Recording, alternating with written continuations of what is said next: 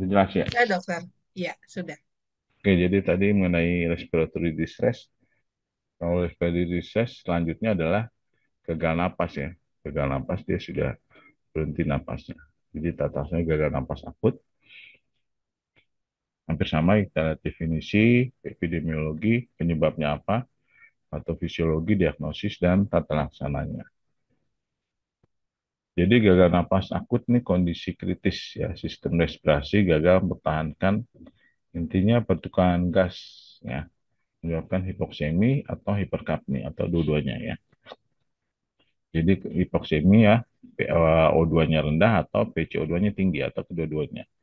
Berbagai kondisi bisa menyebabkan sistem respirasi ini tidak bekerja. Jadi sifatnya multifaktorial, bisa pulmoner atau ekstrapulmoner.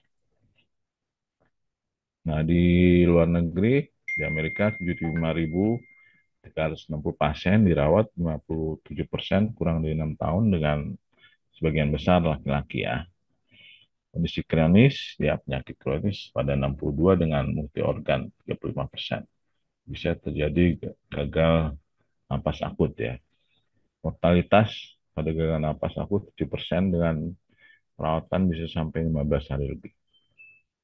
Nah, ini tadi saya sudah singgung ya, penyebabnya gagal napas akut, dia bisa jadi obstruksi jalan napas atas. Nih, paling sering adalah infeksi, epiglotitis, Crohn, ya, trakitis, atau bayi-bayi yang gangguan kongenital laringotracheomalacia ya. Kalau dia terlalu berat bisa terjadi respiratory failure, apalagi posisinya tidak bagus. Paling sering juga pada anak adalah benda asing atau obat-obatan anafilaksis ya. Jadi spasma laring karena dia anafilaksis. Kemudian selain dari napas atas, napas bawah ya, benda asing lagi ya, aspirasi. Kemudian yang juga asma ya, asma ini paling meningkat ya akhir-akhir ini. Jadi dia bisa serangan berat.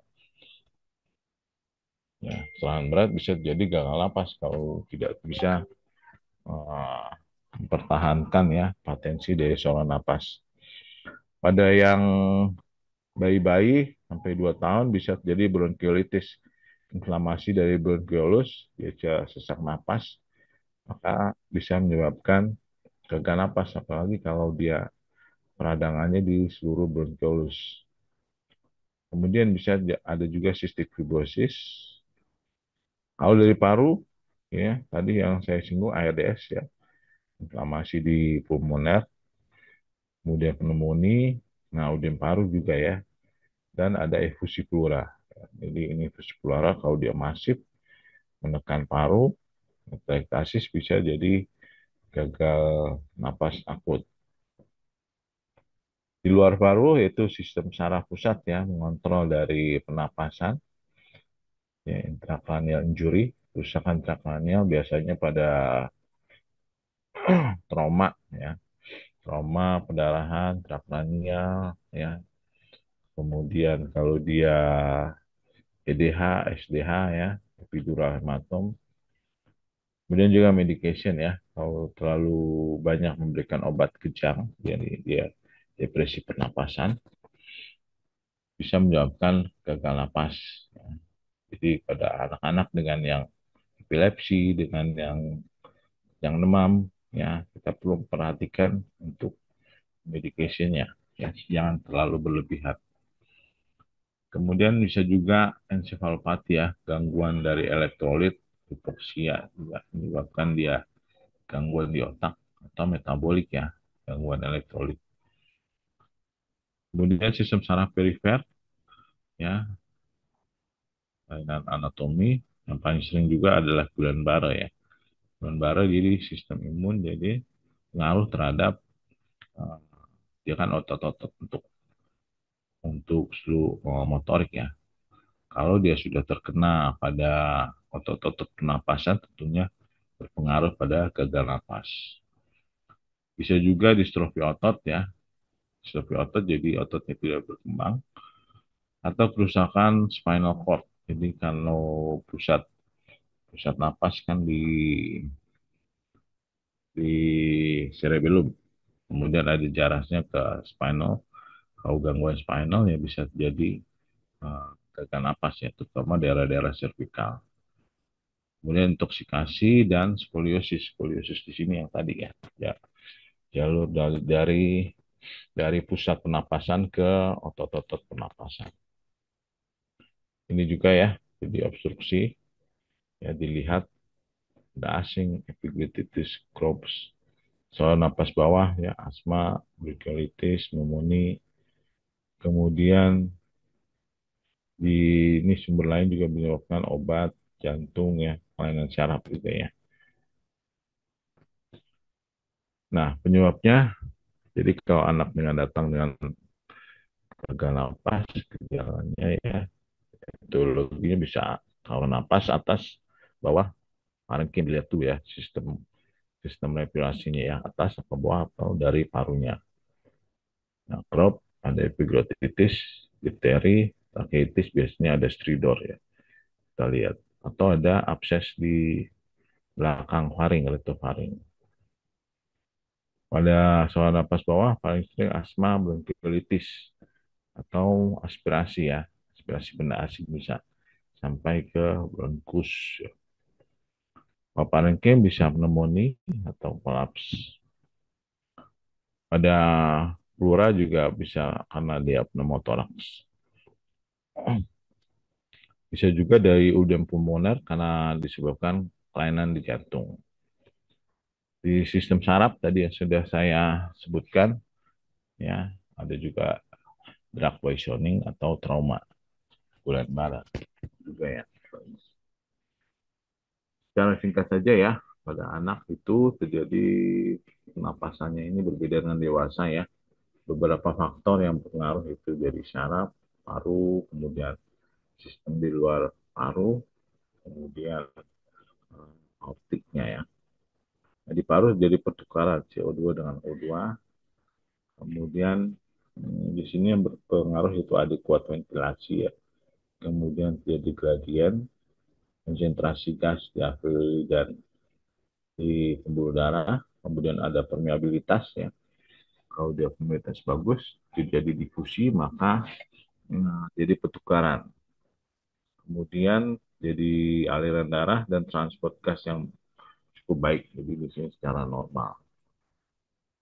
Nah, pada anak juga yang lihat kondisi khusus ya masih prematur, pada bayi-bayi prematur ya dilihat sistem napasnya juga belum bagus.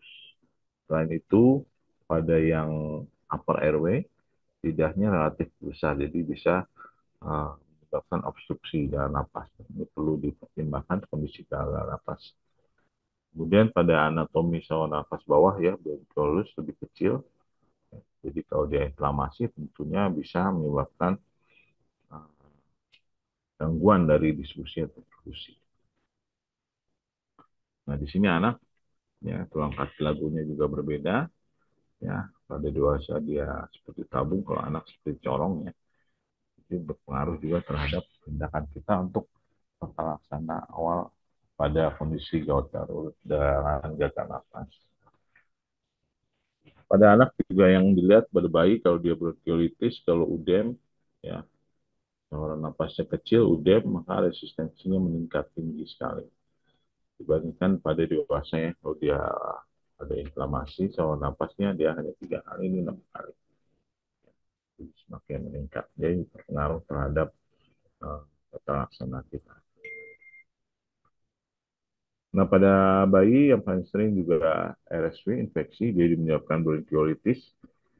Jadi otot-otot bronkiolitis konstriksi, ada inflamasi bronkiolitis, kemudian mukus ya, ada debrisnya di dalam lumen bronkus, nah obstruksi jalan napas, meningkatkan resistensi, kemudian hiperinflasi, dan meningkatkan block of breathing, meningkatkan rate, kalau sudah lanjut bisa jadi gagal napas ya, pada bayi-bayi kecil.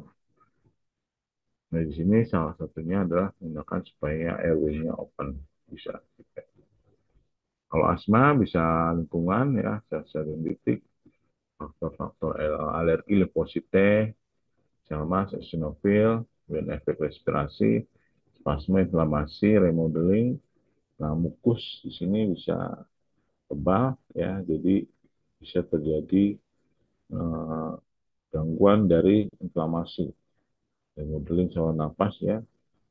Nah, kalau dia berlanjut bisa pada kondisi serangan yang berat bisa terjadi gagal napas. Pada yang respiratory distress ya, pada anak dengan sesak napas, sakit flu, kalau dia berlanjut menjadi respiratory failure. Nah, di sini kesadarannya menurun, kemudian CO2-nya menurun ya. Kalau dia sudah menjadi failure, CO2-nya meningkat, PO2-nya turun. Yang berpengaruh terhadap status mental atau kesadarannya. Nah, kita lihat satu-satu ya. Kalau misalkan dia asma ya, kalau anak itu datang wheezing, kemudian susah bernafas, dan dadanya terasa tightness ya, terasa sesak, ada batuk, menggunakan otot-otot nafas ya, ini bisa asma serangan berat ya. Kalau tidak kita tangani bisa menjadi gagal napas. Kemudian bronkiolitis ya, terutama pada anak-anak ya di bawah 2 tahun, tepit, napas cepat, ada wheezing ya. Jadi kalau dia wheezing di bawah 2 tahun, ada batuk, ada nasal flare ya, hidung. Ya, kita lihat hidung, kemudian ada taksi, suprasternal, dan otot-otot bantu napas. Nah, saya curiga ini bronkiolitis infeksi dari RSV. Kalau itu bronkiolitis kita tetap laksana, ya, jangan supaya menjadi gagal napas. Kemudian pneumonia, pneumonia di sini ada krepitasi, napas cepat, ada demam ya, kemudian sulit bernapas, menggunakan otot napas dan retraksi.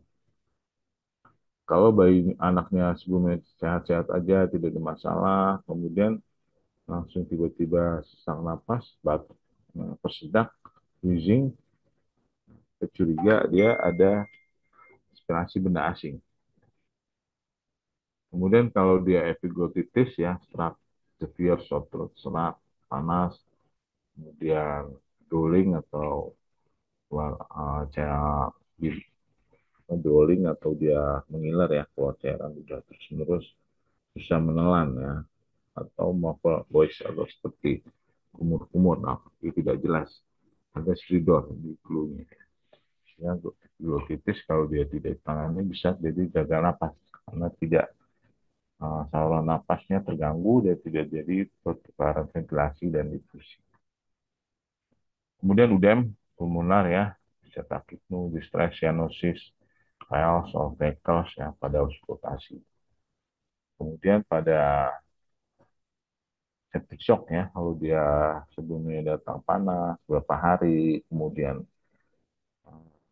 terjadi sepsis, tanda-tanda sepsis, kemudian ada napas cepat, penurunan kesadaran, ya, hipotermi, perfusi, yang bisa karena septic shock. Ya. Shock karena seluruh sistemik terpengaruh. Ada juga anafilaksis ya, jadi distress, wheezing, stridor, rash, swelling, dan shock. Jadi kalau ada gejala ini kita pikirkan anafilaksis, apalagi sesudah dia kita tahu dia alergi, kemudian dia atau alergi obat tertentu kita berikan bisa menyebabkan juga anafilaksis. Pendekatan anak dengan distress failure ya, dilihat rate-nya ya. Kalau dia meningkat walk of breathing-nya, kemudian lihat retraksi atau tidak ya. Di sini kalau dia RN meningkat, intinya hanya takutnya dilihat apakah dia ada suhu ya. Ini walk of breathing-nya normal. Ya, kalau semuanya tidak normal, dilihat RR, walk of breathing-nya ya. Kalau dia RR meningkat, walk of breathing-nya meningkat, distress, respiratory distress, kita lihat ya, apa lower atau di paru atau jantung atau yang menyebabkan kontrolnya ya sentral. Kalau di atas lihat, misalkan dia ada stridor nggak, ada benda asing nggak, ada riwayat tersedak tidak ya, ini mengarahkan kita dia ke upper airway. Kalau tidak ada, tadi yang probabilities kita lihat. Kalau dia lower airway obstruction, ya asma bronkiolitis ya, apalagi riwayat asma sebelumnya ya. Asma kita pertimbangkan. Kemudian pada anak-anak juga aspirasi benda asing ya. Misalnya dia bermain dengan koin, dengan yang sering ya koin ya, ataupun benda-benda kecil ya, manik-manik gitu ya.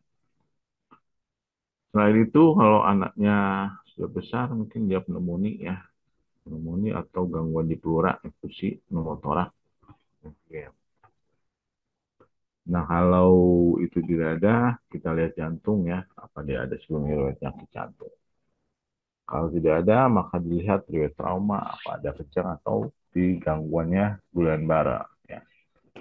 Nah, kalau dia sudah lanjut, bukan breathing-nya sudah lelah, respiratorinya, R-nya juga turun dan kemudian sadar, mungkin dia sudah failure. Di perpustakaan, selain dari radiologi, diagnosis bisa kita menggunakan USG ya. USG di sini cukup uh, pada beberapa perpustakaan bisa mendiagnosis ya.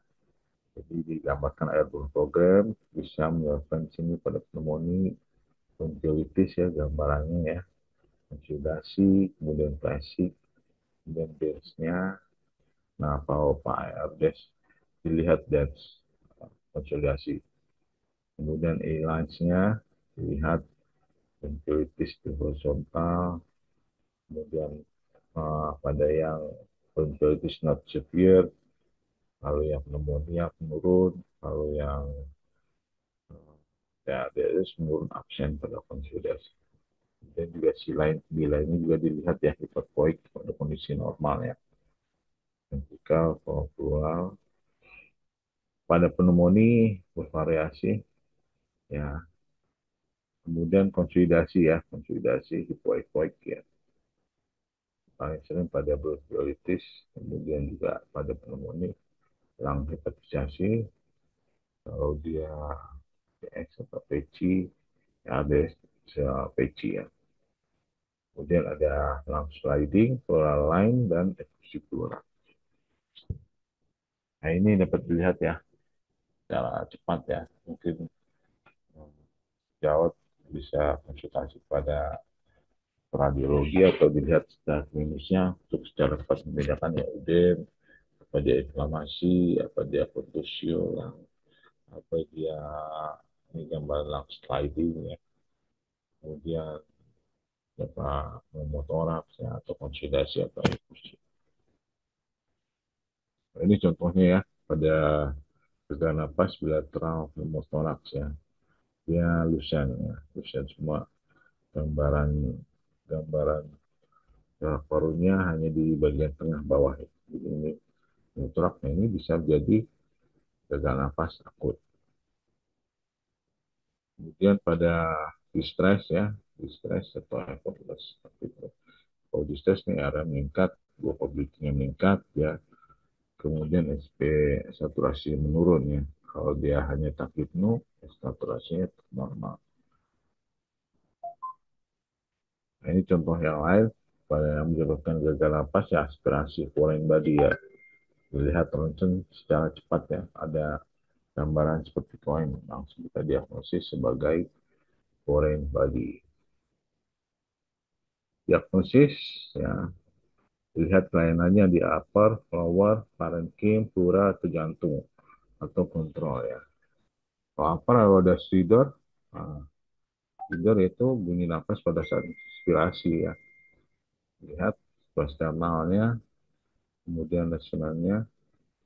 Kalau lower ada wheezing ya, ada intercostal recession dan subcostal. Kalau parenchyma granting, merintih ya, merintih di sini pada bayi-bayi terutama untuk mempertahankan fungsional residual capacity-nya. Nah, di sini pada bayi-bayi terutama ya. Kemudian pleura yang bersama dengan jantung bersama. Diagnosis, ya, kalau dia kita curiga bronkiolitis, pemeriksaan darah yaitu ya pada anak dengan IV line, kemudian ronsen ya, dilihat kemudian review aduannya dilihat, analisis gas darah. Nah, ini pada gejala-gejala yang kita napas ya. Pada awal-awal mungkin dia gerantung ya. Mungkin. Jadi dia untuk mempertahankan fungsional dua capacity ada batuk, kemudian ada flare, nafas gitu. Anaknya juga gelisah ya. Dan penurunan kesadaran, decrease of awareness ya, dan lingkungan. Kalau sudah lanjut pada penyakit jantung ya bisa clubbing atau cyanosis, kemudian retraksi meningkat ya. Ada rongki, rongki ini tanda dia kelainan di parenkim. Cyanosis, kemudian circumoral pucat, irritable, kemudian exhaustion ya pada kondisi yang sudah lanjut. Kalau asma mungkin tadi telah disinggung secara singkat ya. Kalau dia yang mengancam nyawa ya challenge-nya cyanosis, poor respiratory, dan turunan sadaran. Kalau dia masih severe, masih saturasi di bawah 92, heart rate-nya meningkat, RR-nya meningkat ya, tidak dapat bicara atau makan. Dengan bronkiolitis, kalau dia yang gagal napas severe, ya stres di atas 70, RR-nya, saturasinya udah turun, apnu bahkan ya, anak bayinya terlihat toksik. Kalau moderate, dia RR-nya 50-70, saturasinya menurun. Nah, tadi bisa jadi crop ya, exhaustion, hipoksemi, RR yang meningkat ya. Ini ada, kalau kita ragu, bisa skor ya, skor. Lihat stidor, dilihat retraksi, kemudian cyanosis tidak, dan kesadaran. Tata laksana kita lihat ya, pada bayi datang dengan gagal napas ya, sama yaitu penggawat. Pada anak yang saga, lihat napas di hidungnya, ada suara tambahan nggak, ada retraksinya, ada posisinya. Lihat juga sirkulasi dan virus, tonus, rasa nyaman, pandangan, dan suara. Nah, tadi selain dari tonus, dilihat anak aktif tidak, kemudian sadarannya bagaimana, nyamanannya, pandangannya, kemudian pola napas tambahan ada nggak, kemudian posisinya, retraksi, napas cukup hidung. Nah, di sini upaya napas ya, dilihat normal tidak atau abnormal, kemudian ada gagal napas dan catatan tidak. Nah, di sini baru pasien kalau udah datang, kalau dia kondisinya berat, dia napasnya abnormal, semua abnormal ya, ke resusitasi. Ya. Pada kondisi gawat napas, lihat posisi nyamannya, ya, rata-rata posisi nyaman, kasih oksigen, terapi spesifik etiologi ya. Kalau dia asma ya kita inhalasi, ya, albuterol, diketahui, dan radiologi sesuai. Kemudian kalau dia sama sekali apnu atau beritmu ya dilihat di hetil, chin lift, sutras, bebaskan kalau ada aspirasi ya. Kemudian berikan oksigen, kalau tidak ada napas bisa ditekan oksigen, bahkan bisa intubasi ya. Kemudian sesudah agak kedua juga dilihat upaya respirasinya, ada retraksi tidak, laju napasnya ya. Kemudian kalau dia di atas normal atau saturasi di bawah 5, redaksi sedang, atau laju napas meningkatkan di atas 5, di bawah normal, lihat merimping ya. Lihat pelaksananya. Nah ini yang tadi, kalau dia pusat kontrol, gangguan pola napas ya. Napasnya terganggu, chain stroke, apa dia hiperventilasi, kemudian ini penyebabnya ya bisa intrakranial dari tingkatan tekanan intrakranial, kemudian postal atau obat-obatan dan asidosis metabolik yang pengaruh terhadap kesadaran. Kemudian saluran napas atas dilihat ada stridor nggak, retraksi, batuk menggonggong ya, itu ada krup, ada asing, trauma, stenosis. Kemudian gargling, retraksi suprasternal, dan dilihat cairan orofaringnya ada dendil atau darah ya, yang menyebabkan dia gagal napas. Dan snoring, retraksi suprasternal, obstruksi lidah ya biasanya, atau benda asing. Kemudian saluran napas bawah dilihat ada wheezing, retraksi subkostal atau interkostal. yang penyebabnya bisa asma, bronkiolitis, atau benda asing. Kemudian penyakit jaringan paru ada ronki, kemudian ada retraksi, interkostal septal, pneumonia, kontusio. Penurunan suara napas, kostal, pneumonia, efusi. Tata laksana yang sesuai EBC mempertahankan oksigennya ya, bisa diintubasi ya. Kemudian penyebabnya di tata laksana ya. Tata laksana bisa respirasi, obat-obatan ya. Ini kalau dia severe asma ya, bisa jadi respiratory arrest ya. Kesadarannya menurun, agitasi, kemudian RN-nya bisa meningkat, bahkan mungkin drowsy atau confused ya. Kemudian menggunakan otot-otot napas ya, paradoksikal terutama ya, sudah lanjut. Kemudian wheezingnya bahkan hilang, bahkan bradikadi ya, bradikadi. Jadi kalau dia sudah uh, rest ya, gagal napas. Kalau dia masih severe, ya peak flow-nya masih kurang dari 60, kemudian ATPO2-nya kurang dari 60, ya saturasi bisa kurang dari 90. Setelah sana bisa terapi oksigen ya. Pilihannya nasak kanul, tapi dia bisa tidak konsisten ya, tergantung dari berubah-ubah ya posisi anaknya, kemudian dia kalau dia mulutnya terbuka maka FO2-nya menurun. Tapi kalau nasak kanul alirannya diupayakan tidak lebih 4 liter karena kalau dia lebih 4 liter itu dia mengiritasi dan tidak efektif. Kalau HFNC nasak kanulnya alirannya tinggi ya 4 sampai 40 liter ya, tapi dia tidak ada tekanannya. Di sini dia eh, alirannya tinggi ya.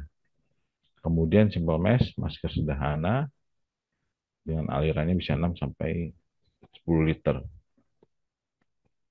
Nah, yang lain itu menggunakan masker partial rebreathing, jadi partial rebreathing dan kantong reservoir mirip simple mesh, jadi alirannya bisa FiO2 100, bisa 10 liter.